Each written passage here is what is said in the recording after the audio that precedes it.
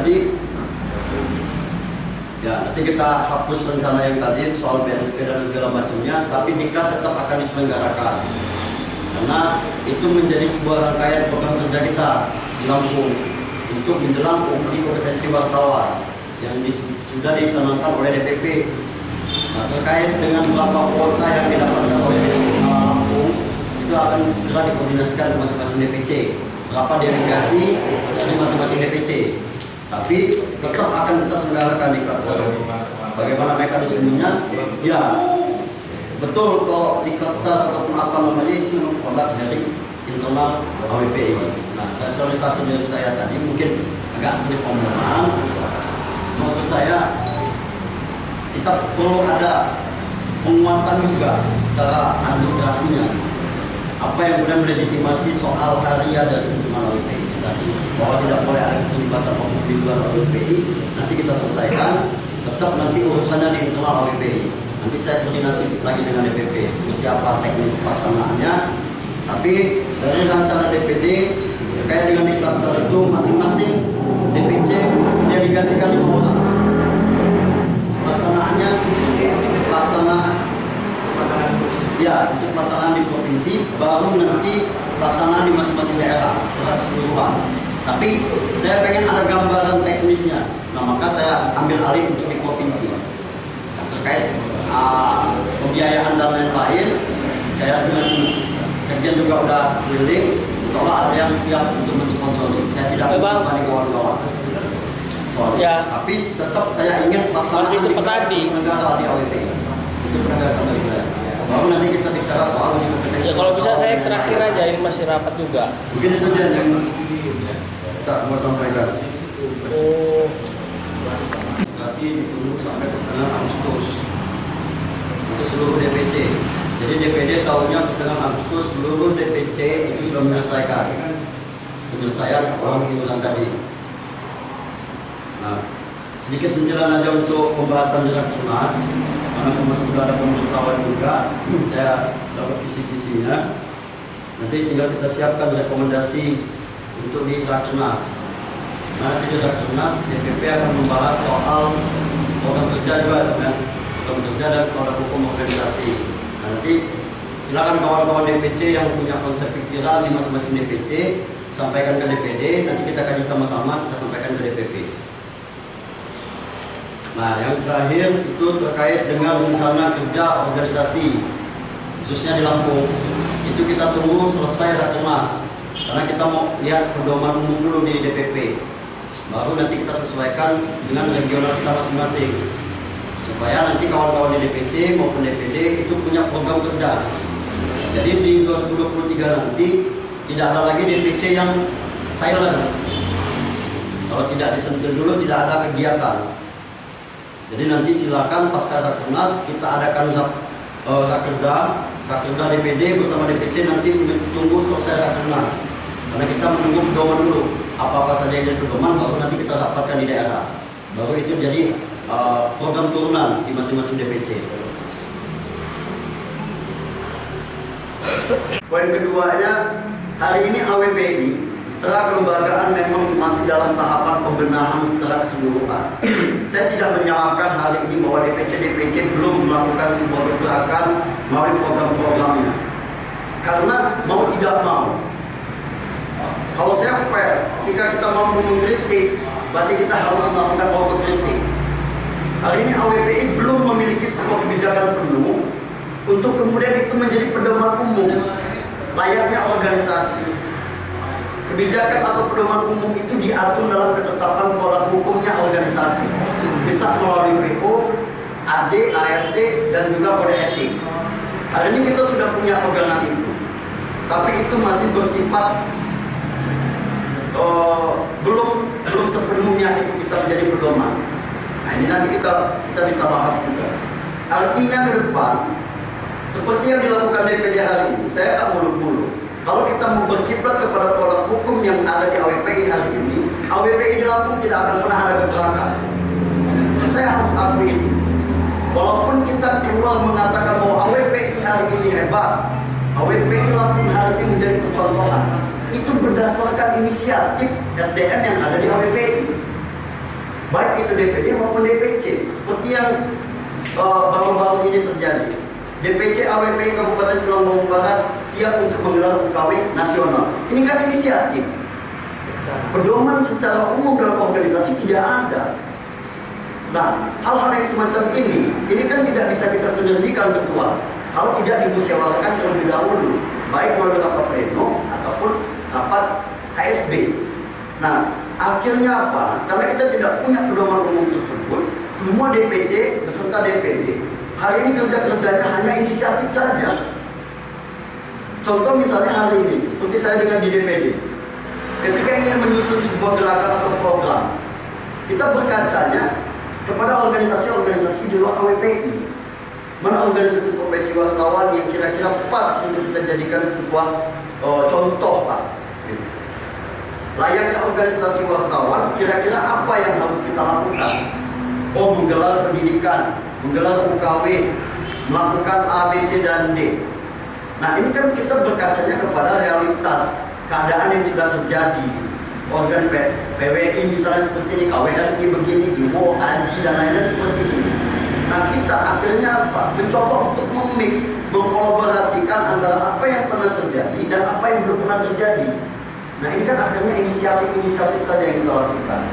Nah, maka saya ingin ke depan, karena kita akan menghadapi Rakernas, dan ini sudah saya nyatakan ke DPP bahwa salah satu poin yang akan disampaikan oleh AWP Islam itu berkenaan dengan produk hukum. Kita nggak akan pernah bisa besar kalau produk hukum organisasi kita ini tidak segera kita benahi. Maka kita akan ngalung ngidul aja semau-mau aja di AWP ini. Yang penting jabatan saya ketua, apa yang saya pikirkan, apa yang saya inginkan atas nafsu saya perintahkan kepada pengurus. Gelar ini, gelar itu.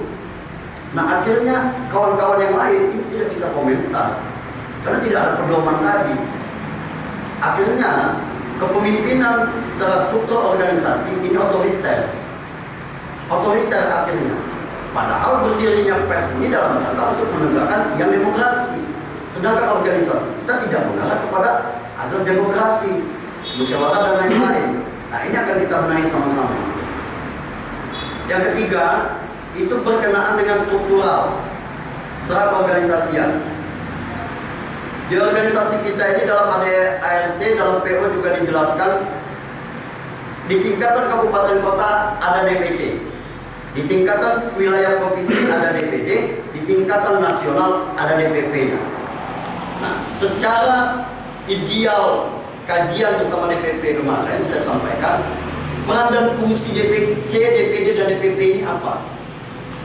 Nah, di situ saya mengatakan, kalau saya baca di peraturan organisasi, peran DPC ini adalah melanjutkan apa yang menjadi kesepakatan organisasi di setiap tingkatan, baik itu DPD maupun DPP, dan itu melalui program kerja secara mekanismenya ada dan teritorialnya jelas.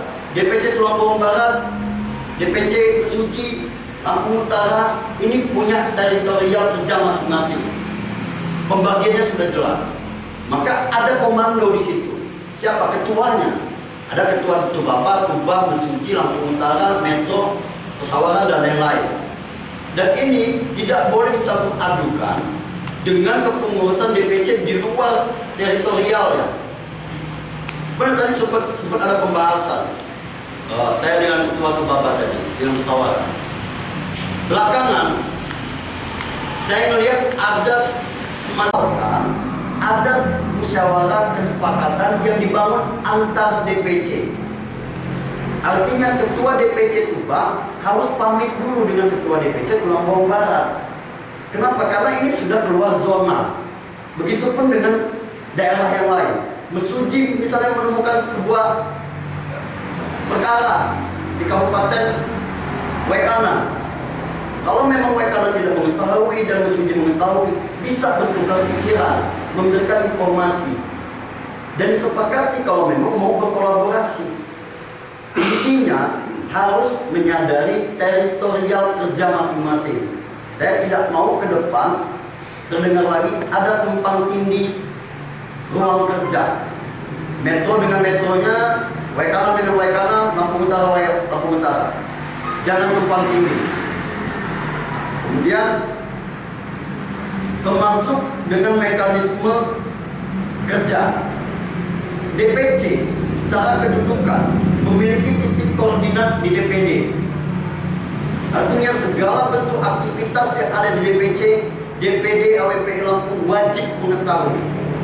Terserah aktivitasnya apa, yang pasti kalau itu berkenaan dengan organisasi.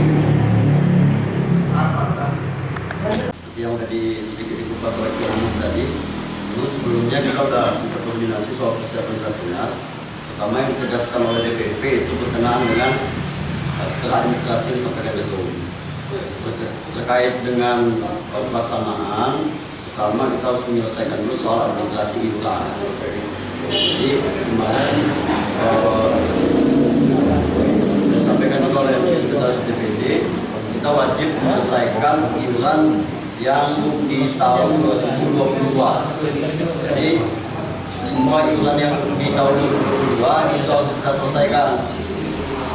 Untuk tahun-tahun sebelumnya DPP memberikan keringanan karena kita terdampak COVID-19 dan lain sebagainya tadi. Tapi untuk yang iuran 2022 kita wajib menyelesaikan. Ya, mungkin nanti ada sanksi juga dari DPP kalau kita nggak menyelesaikan.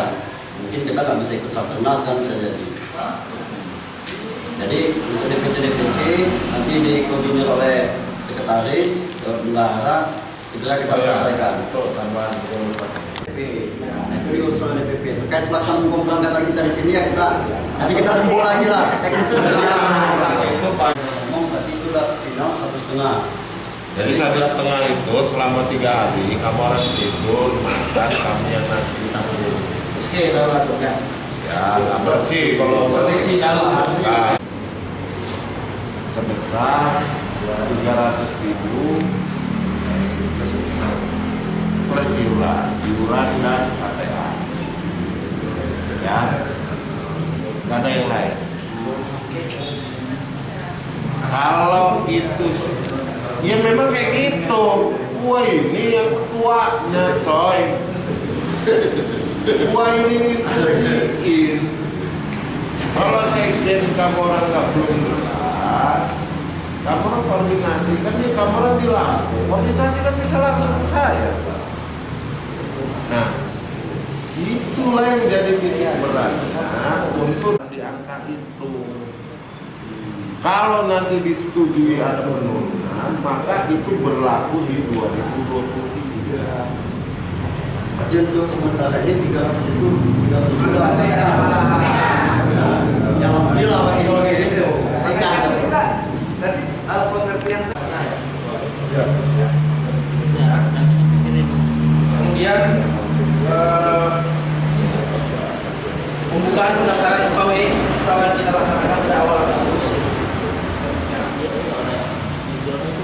Kemudian diinstruksikan kepada seluruh DPC untuk melakukan persiapan pemberian penghargaan yang nanti akan dilaksanakan pada 17 Agustus. Jadi mohon disiapkan siapa yang akan diberikan penghargaan.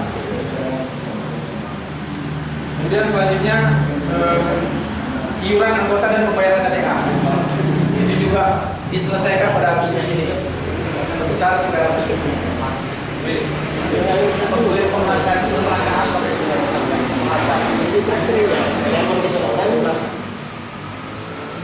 17 Agustus masih atau uang kerja DPC yang kemudian tidak ada koordinasi antar DPC itu diharapkan tidak ada lagi di Lampung, khususnya karena memang ada beberapa kejadian yang dari kabupaten mana masuk ke tanpa ada koordinasi. Nanti akan dibuat berita acara dan akan disampaikan ke DPC masing-masing terkait hal ini. Soal diklat itu nanti pertama akan dilaksanakan di Provinsi Lampung dengan perwakilan 5 dari masing-masing DPC. Itu juga akan dilaksanakan pada Agustus ini. Per DPC itu bukannya. Struktural Ketua Umum DPP AWPI Bapak Hengki Ahmad Jazuli, yang saya hormati Sekretaris DPD AWPI Provinsi Lampung Bung Habibie, serta yang saya banggakan dan saya hormati para ketua-ketua dan pengurus DPC AWPI se-Provinsi Lampung yang dapat hadir pada siang menjelang sore hari ini. Pertama-tama, saya ucapkan terima kasih kepada kawan-kawan rekan-rekan semua yang telah hadir dalam rapat koordinasi DPD bersama dengan DPC AWPI se-Provinsi Lampung, yang pada kesempatan ini ada 3 hal yang menjadi prinsip setelah beberapa bulan DPD melakukan evaluasi dan melakukan rapat secara internal DPD, bahwasannya dalam waktu dekat kita harus melakukan sebuah evaluasi besar-besaran terkait dengan keorganisasian AWPI. Ini dalam rangka bagaimana ke depan AWPI khususnya di Provinsi Lampung bersama dengan DPC Lampung itu dapat menjalankan organisasi ini secara terstruktur, sistematis, dan masif. Artinya ada beberapa hal yang memang harus kita bahas pada rapat koordinasi pada siang hari ini. Beberapa di antaranya ada 3 poin. Yang pertama itu terkait dengan evaluasi kepengurusan dan keorganisasian. Yang kedua, persiapan Rakernas. Dan yang ketiga, berkenaan dengan rencana program kerja DPD dan juga DPC AWPI Lampung. Mungkin saya awali dengan evaluasi kepengurusan dan keorganisasian AWPI di Lampung. Sedikit saya ingin mengupas, meskipun kita mungkin sudah sama-sama paham atas kedudukan organisasi AWPI hari ini, tapi tak salah jika kita sama-sama untuk merefleksinya kembali. AWPI ini didirikan berdasarkan kesepakatan kelompok jurnalis atau wartawan yang kemudian memiliki visi dan misi yang sama. Kata kuncinya wartawan. Jadi yang tergabung di AWPI ini ketika dideklarasikan di Yogyakarta, khususnya di Solo pada saat itu, pada tanggal 13 April 2013, yang berkumpul di sana adalah kalangan-kalangan insan pers yang sepakat untuk mendirikan sebuah organisasi yang bernama AWPI. Kemudian secara perurusan administrasinya, AWPI ini disahkan oleh Kemenkumham dengan dasar perhimpunan wartawan. Nah, artinya yang berkumpul di AWPI ini adalah pengurangan anggota itu wajib dilaporkan. Karena kita pegang database AWPI Lampung. Sejauh ini yang kita pegang itu ada 120 ya. Nah cuman pas kita cross ke bawah itu nggak sesuai jumlahnya. Nah maka wajib dari 2021 kemarin sudah kita minta itu. Karena kita mau buat data biasa. Jadi kita tahu anggota WPI mana yang keluar mana, yang masih aktif dan sudah dipecat, bahasanya kita ketahui. Itu wajib nanti disetorkan ke sekretariat. Karena itu kalau sudah masuk aplikasi pasti dihapusnya itu.